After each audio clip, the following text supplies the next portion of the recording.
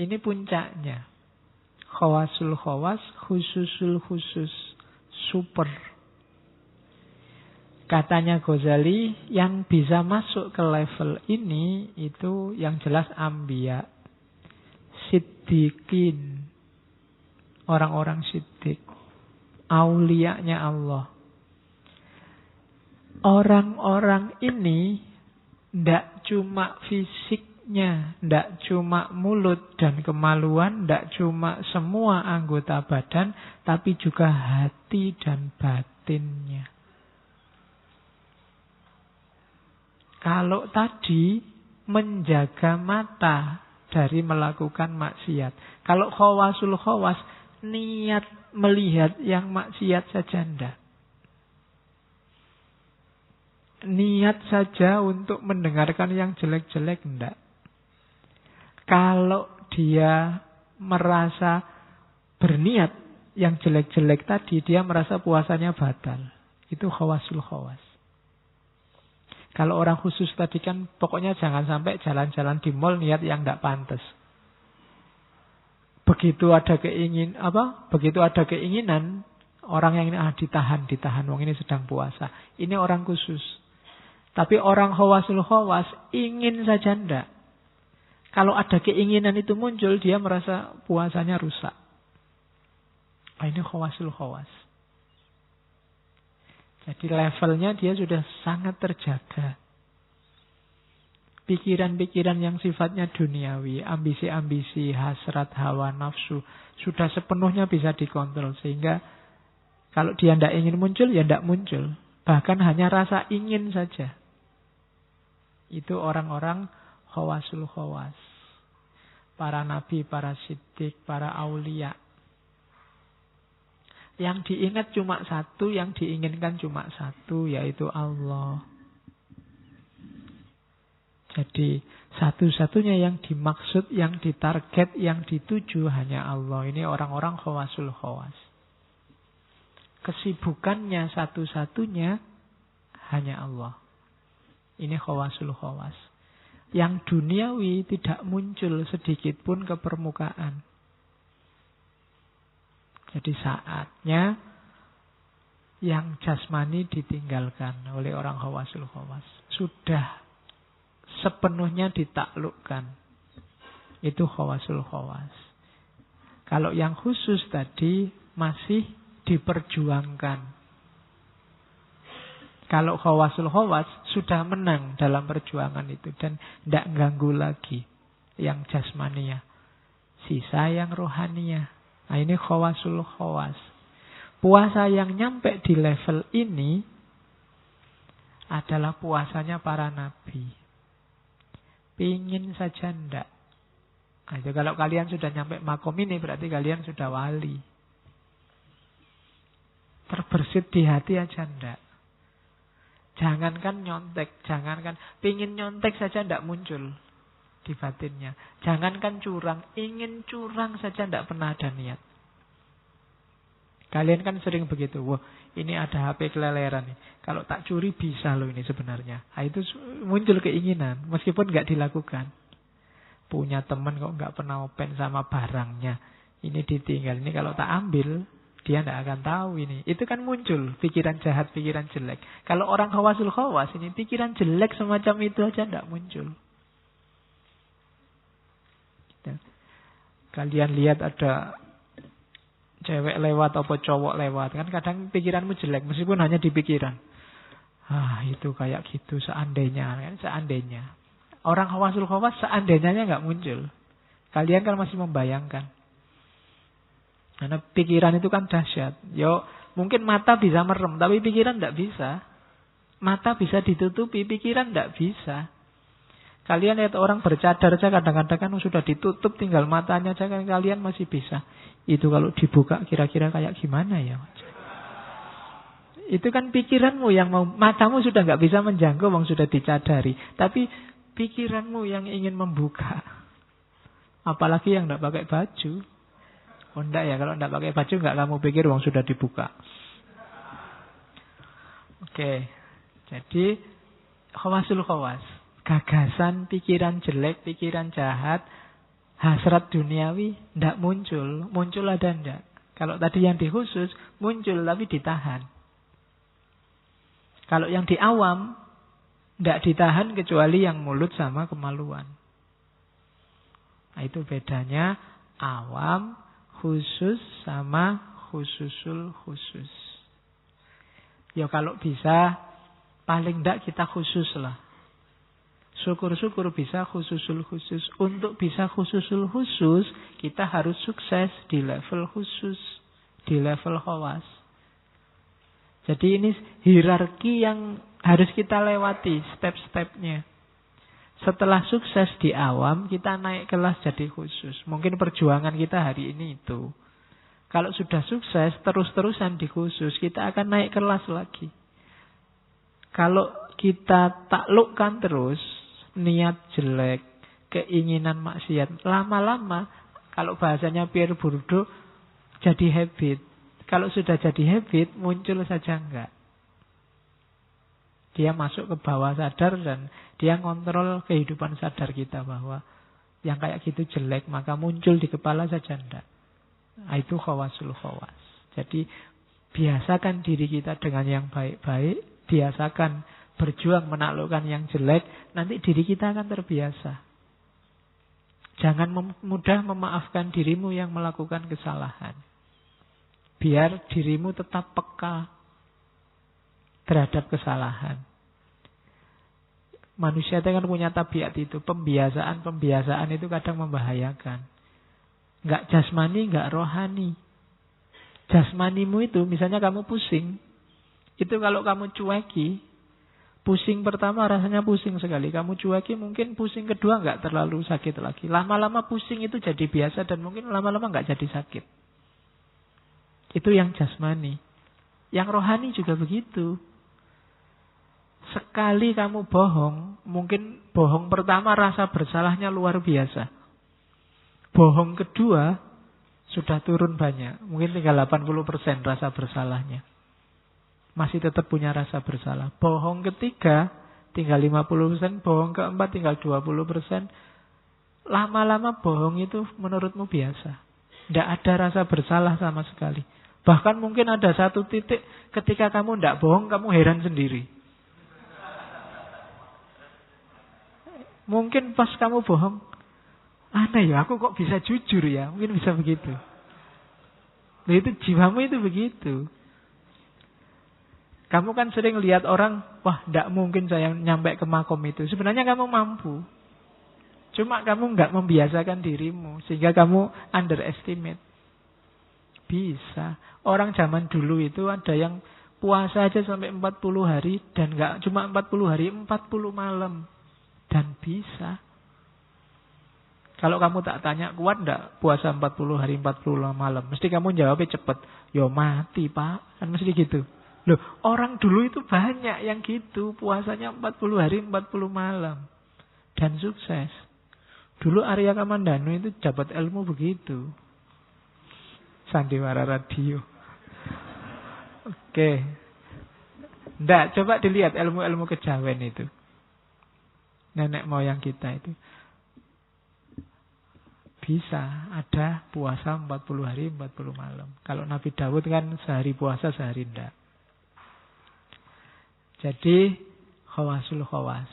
Caranya pembiasaan batinmu. Kalau melatih fisik itu relatif lebih mudah. Tapi melatih batin itu prosesnya harus agak panjang. Karena membiasakan.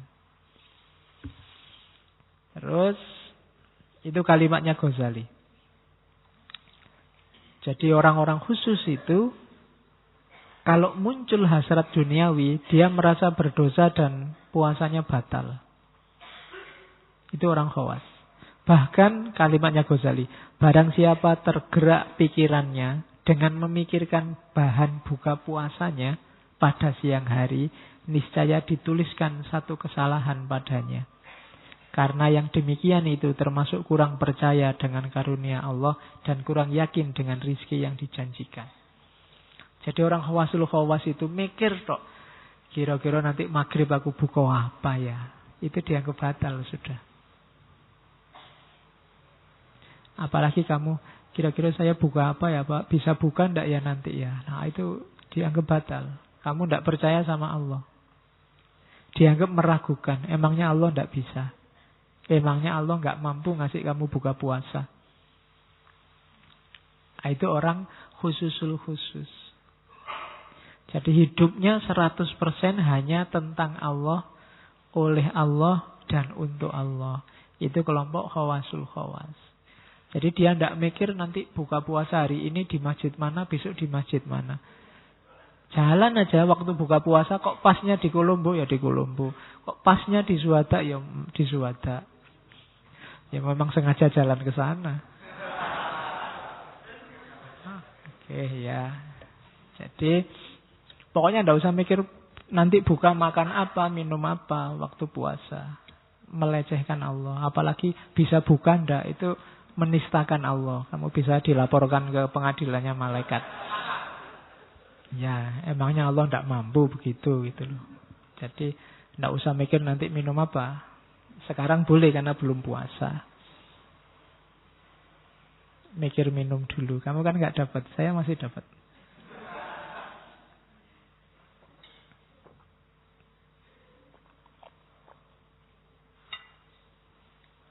Terus, nah, jalur yang harus kita tempuh, katanya Ghazali, untuk menuju puasa ranking tertinggi, khawasul khawas, ada 5. Yang pertama, yang harus diperhatikan khusus, mata.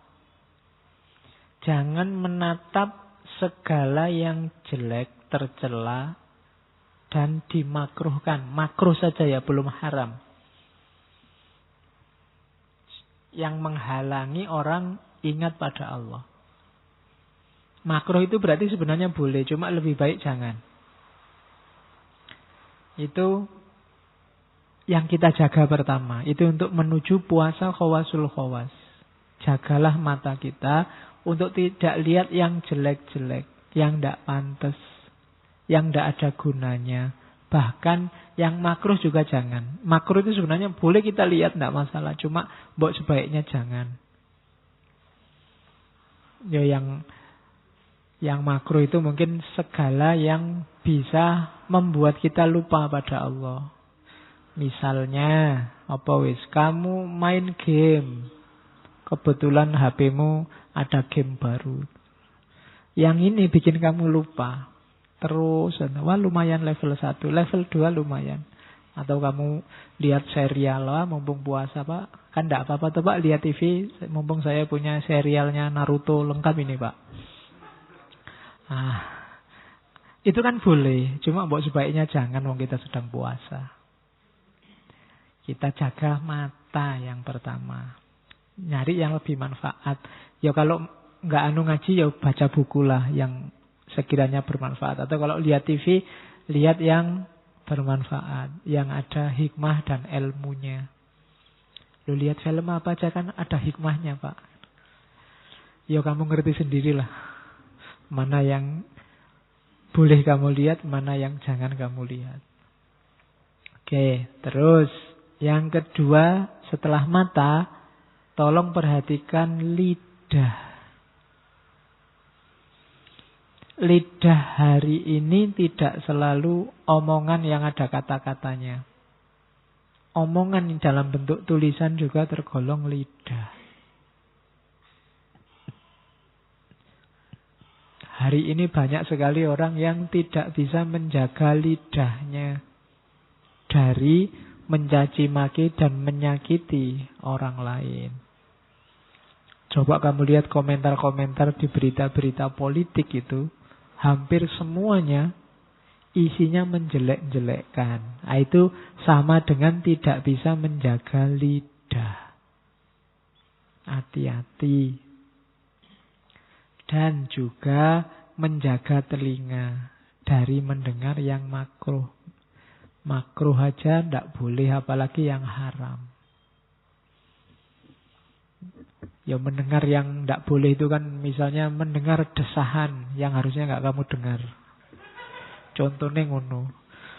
Jadi ndaklah Mendengar orang gosip, menjelek-jelekkan temannya, itu juga mbok jangan. Wong lagi puasa. Wong ndak puasa aja kamu dilarang, apalagi lagi puasa. Jadi jagalah telinga, jagalah lidah. Dan juga anggota badan yang lain dari segala dosa. Kemudian yang keempat, tidak membanyakkan makan belaga. Intinya gini, waktu puasa itu kan puasa itu kita disuruh tirakat, mengurangi makan, mengurangi minum. Tapi yang terjadi sering sebaliknya. Yang ada di pikiran kita kebanyakan makan dan minum. Sahur apa, buka apa, menunya apa, warung sana sama warung sini enak mana, warung sana buka ndak ya waktu sahur. Jadi malah lebih banyak mikir makannya. Padahal puasa itu kita disuruh mengurangi makan. Tapi isi pikiran kita selalu tentang makanan. Itu yang kebalik katanya Ghazali. Mbok wis ndak usah dipikir kayak biasanya aja. Biasanya makan di mana sih? Ya di situ aja. Biasanya minum apa? Ya itu yang diminum. Biar nggak usah banyak mikir. Nanti kurus, Pak. Alah. Susah lagi mikir. Loh ya ndak apa-apa toh kurus, wong selama ini banyak yang diet. Lah saya sudah kurus ya, Pak. Kurus karena puasa itu mulia. Iya. Puasa itu jangan dilihat menghasilkan kurusnya, kelihatan cahayanya. Kalau kamu sukses. Kalau kamu sukses loh ya. Banyak orang puasa nggak dapat cahayanya. Bisa dirasakan. Dekat orang yang ahli puasa itu rasanya beda. Sama dengan dekat orang yang ahli zikir, ahli sholat. Kamu yang peka pasti bisa merasakan. Jadi cari cahayanya puasa. Tidak masalah kamu kurus. Dan harusnya tidak mungkin kamu sakit apalagi mati gara-gara puasa. Kecuali ada kejadian luar biasa. Tetangga saya puasa mati, Pak. Kenapa? Ketabrak mobil. Iya. Ora ono hubungannya sama puasa itu namanya. Puasanya nggak mungkin bikin kamu sakit, bikin kamu puas atau bikin kamu mati. Terus cirinya orang khawasul khawas untuk menuju ke sana, ciri paling puncak adalah hatinya. Orangnya selalu hati-hati, khawatir terus. Khawatir apa? Takut puasanya nggak diterima. Mau mikir yang dunia aja sudah, jangan nanti puasaku nggak diterima, Allah nggak berkenan. Mau yang jelek-jelek nggak usah tadi. Itu ciri orang menuju khawasul khawas. Hati-hati, khawatir, puasanya rusak. Bukan cuma sah. Kalau sah itu gampang. Mulut dan kemaluan tadi terjaga sah. Cuma rusak pahalanya, hilang manfaatnya.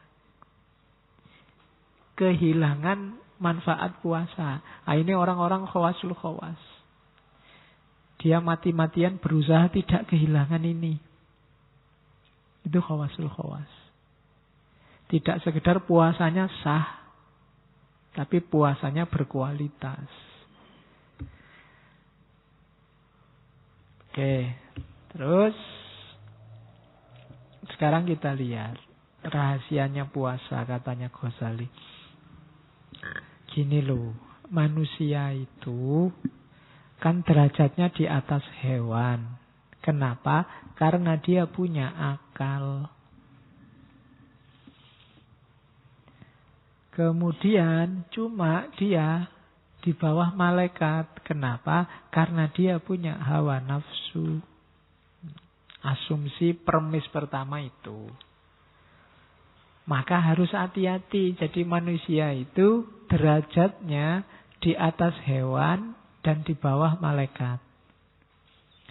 Terus hati-hati kalau dia, kenapa harus puasa? Puasa itu memerangi hawa nafsu. Kenapa tidak harus diperangi? Karena kalau hawa nafsu ini menguasai, dia jatuh ke level hewan. Nah, kalau dia bisa menaklukkan hawa nafsu, dia naik kelas ke level malaikat. Kenapa harus naik kelas, Pak, ke level malaikat? Bukan berarti jadi malaikat. Malaikat itu makhluk yang sangat dekat dengan Allah. Kalau manusia naik ke level malaikat, berarti dia ada di posisi yang dekat dengan Allah. Itu di antara rahasianya puasa. Kenapa berarti kita diwajibkan oleh Allah berpuasa? Itu sebenarnya Allah ingin dekat sama kita. Cuma ada penghalangnya, yaitu nafsu. Hawa nafsu yang menghalangi kita bisa dekat sama Allah. Maka oleh Allah kita diwajibkan puasa. Biar kita bisa menaklukkan hawa nafsu, sehingga kita naik kelas ke level malaikat. Dan ketika kita di level malaikat itulah kita dekat sama Allah. Itu rahasianya puasa, katanya Ghazali. Mirip kayak sholat kemarin kan. Sholat juga menunjukkan kerinduan Allah pada kita, sehingga kita dipanggil untuk menghadap. Haji kemarin juga begitu. Allah memanggil-manggil kita, sehingga kita bilang labbaik Allahumma labbaik. Jadi ibadah-ibadah yang kita bahas 1 bulan ini menunjukkan cintanya Allah pada kita. Allah menunggu-nunggu balasan cintamu padanya. Itulah logikanya puasa. Jadi dalam perintah puasa tersembunyi cintanya Allah padamu. Ada penghalangnya. Ya kalau kamu sedang pacaran sama pacarmu, kok ada yang menghalangi orang ketiga? Kan ini harus disingkirkan dulu. Biar kamu bisa dekat berdua. Ya kalau ada temanmu datang kan penghalang, suruh pergi. Suruh beli apa yang jauh, apa suruh. Ya kan logikanya begitu. Jadi biar kamu bisa dekat dengan yang kamu cintai. Kecuali kamu memang tidak cinta. Kamu lebih milih nafsu, lebih milih teman yang ganggu tadi dibandingkan pacarmu. Itu alamat selingkuh berarti. Dan Allah sangat benci diselingkuhi. Ya, sakitnya kan di sini kalau diselingkuhi itu. Ya kan? Kamu aja diselingkuhi pacarmu kan ya marahnya bisa. Apalagi Allah. Sudah segalanya diberikan untukmu. Alam semesta diperuntukkan bagimu. Kamu disuruh menguasai, mengelola. Maka kita diangkat jadi khalifahnya. Betapa cintanya Allah pada kita. Dicarikan jalan biar kita sering ketemu dengannya. Kita dikasih sholat, dikasih zakat, disuruh haji. Termasuk hari ini disuruh puasa. Itu menunjukkan Allah sangat cinta pada kita. Cuma kita sering cuek. Kehilangan esensi dari ibadah. Itu yang dikritikkan oleh Ghazali pada kita. Puasa kita lebih banyak puasa awam. Sehingga hakikat puasa yang menaklukkan hawa nafsu ini tidak ketemu. Karena tidak ketemu, akhirnya kita tidak jadi dekat sama Allah. Allah sudah nunggu-nunggu, kita nggak jadi nyampe. Betapa kecewanya. Nah itu logikanya begitu. Puasa itu. Jadi ketika kita sedang puasa, ingat-ingatlah bahwa kita sedang dicintai Allah, kita sedang ditunggu oleh Allah untuk mendekat padanya. Maka perbanyak ibadah, perbanyak ngaji. Asiklah, mesralah sama Allah. Sudah nggak ada yang ganggu, ngaji juga libur kok. Tenang aja, nikmati 1 bulanmu sama Allah. Oke, dalam puasa kan komplek. Kamu bisa sholat, bisa ngaji, bisa macam-macam. Semuanya termasuk zakat kan ada juga dalam bulan puasa. Jadi lakukan sebaik-baiknya, nikmati bulan madu sama Allah selama 1 bulan. Syukur-syukur efeknya bisa terasa terus untuk setahun kemudian. Sampai Ramadan selanjutnya. Rindukan Allah terus dalam ibadah-ibadah. Sampai ketemu lagi bulan khusus. Bulan madu kesekian sama Allah. Itulah bulan puasa. Terus, oleh karena itu katanya Ghazali, hati-hati